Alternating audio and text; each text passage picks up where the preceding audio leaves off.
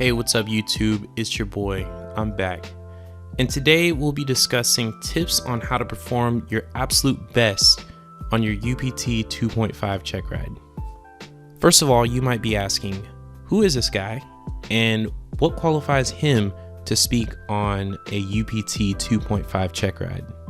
So for starters, I've been instructing in the T6 for a little over 2.5 years now.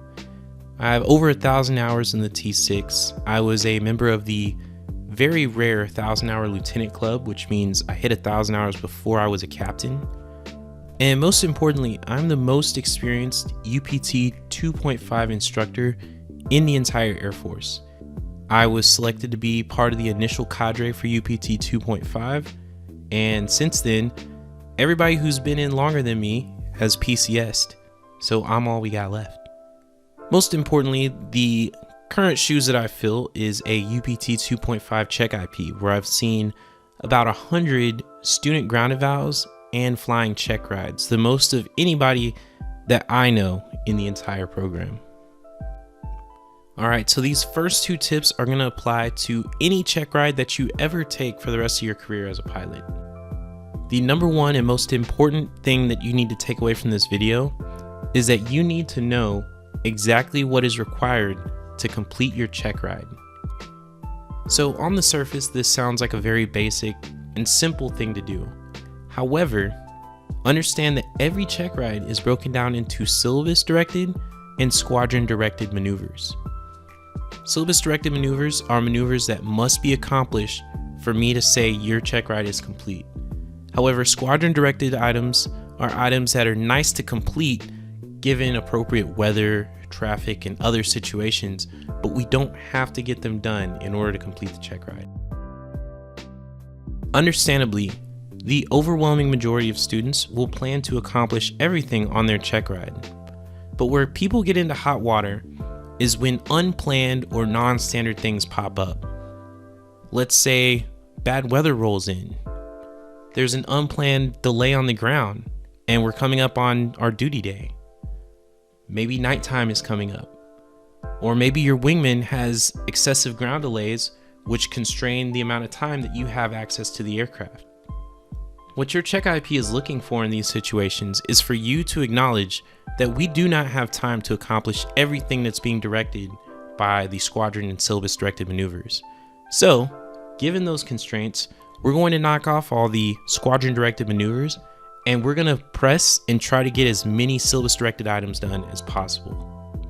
While this sounds easy, you may be asked to do this while at 200 knots, 1,000 feet AGL, with somebody 10 feet off your wing. So how do we very easy and quickly recognize what maneuvers we can and cannot knock off? It's by annotating your mission data card. This is all technique. You can annotate it however you would like, but I would underline, star, bold, do something, put it in a different color, but do something so that you can easily look down and know these are the items that we will be getting done today in order to complete the check ride. If you find yourself in a situation where we don't have the time or resources to get everything done, and you don't know what maneuvers we absolutely need to get done, you're opening yourself up to the liability of failing your check ride for things that have nothing to do with your ability to fly whatsoever. Just avoid it altogether and annotate your mission data card.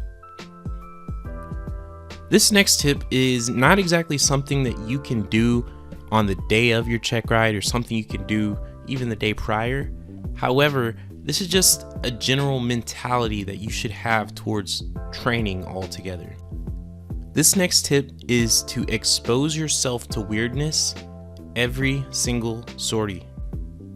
The saying is absolutely true that the weirdest, most non-standard, most inconvenient things will happen to you on your check ride.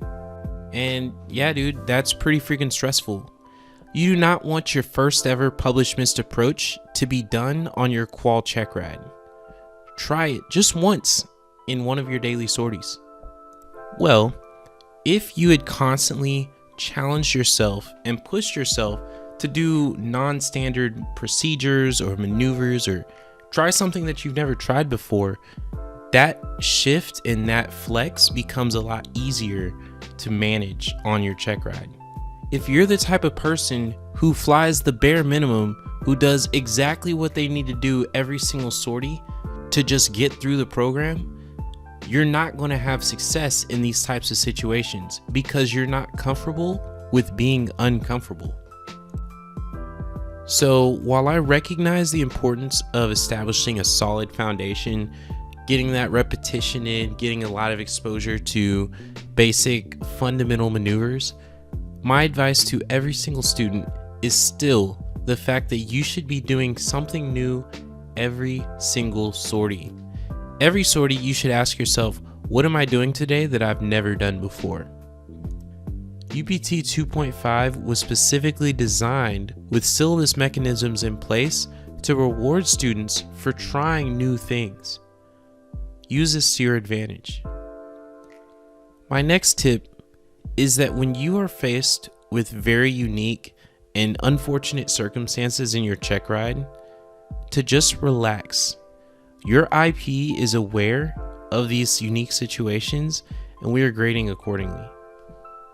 If you find yourself on your check ride day with really poor weather, let's say crosswinds and ceilings right at limits, we don't know if we have a MOA, we're on the block plan and we're only sending a handful of aircraft to go, just relax. I've seen far too many students throw away their entire check ride being preoccupied with outside factors, so much so that they forget something so simple as arming their seat before taking off. Something like that is unacceptable. I cannot pass you on your check ride. And these types of situations really hurt to see as an IP because I know exactly what's going on. You're so focused with the context of your sortie that you forget to do the simple stuff right.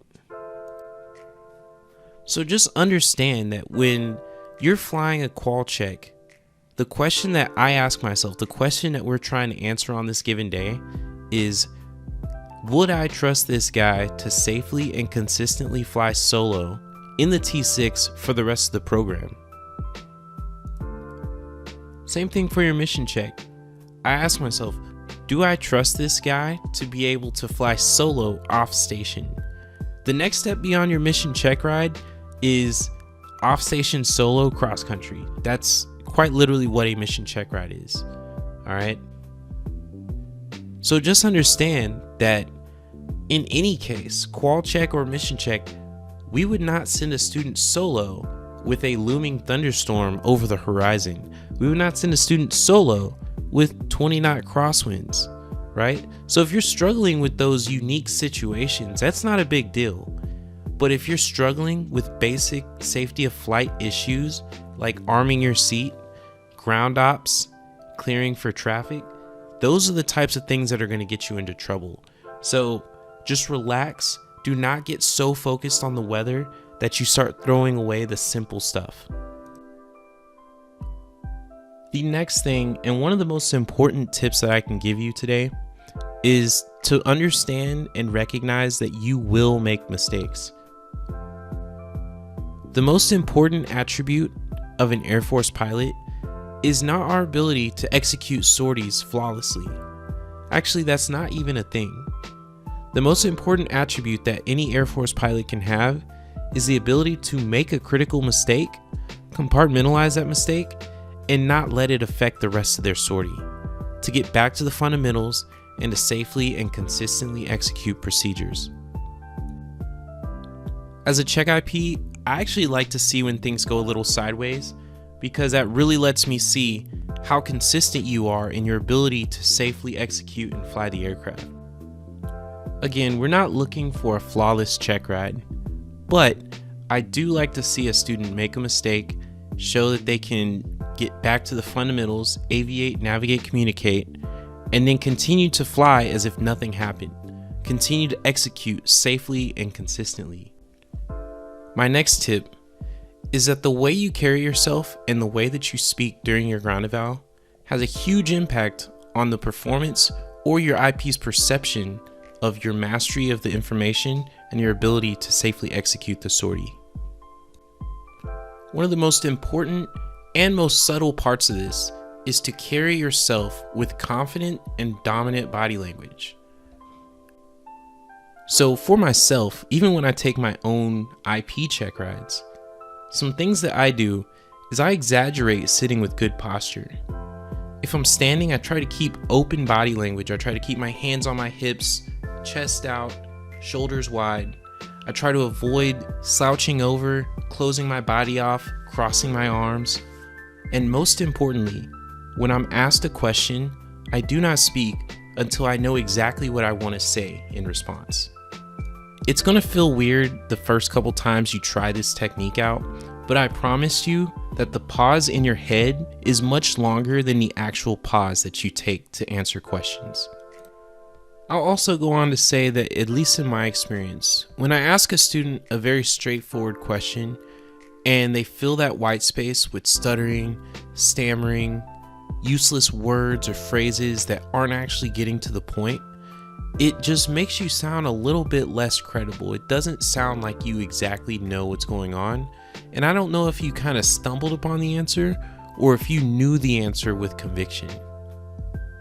The final tip I have is to embody the aircraft commander mentality. This kind of borderlines along the previous tip that I made. However, especially for your mission check ride, we're looking for you to be directive. We're looking for you to own your profile. If you see a problem, address it early and propose a solution. What shouldn't be happening under any circumstance is asking your check IP what they want to do, what they think you should do, what they think is the best option.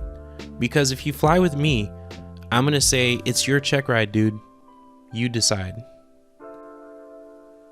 And ultimately, I think that really embodies what you're getting into as a winged Air Force pilot. Is your aircraft commander is going to put you in charge of some responsibility, and I want to see that you can make those decisive decisions to execute their intent safely, consistently, and with the prejudice that we would expect out of an Air Force pilot. So those are all of my tips that I have for passing your check ride as a student in the UPT 2.5 syllabus. Again, I cannot stress how important it is for you to speak with confidence, roll with the punches, accept that you're going to make mistakes, to know what you need to do to accomplish your check ride. Those are some of the most critical things that I see a lot of students mess up consistently, and those are things that I think you can absolutely rock that have nothing to do with your ability to stick and rudder the aircraft. Until next time, I will see you later.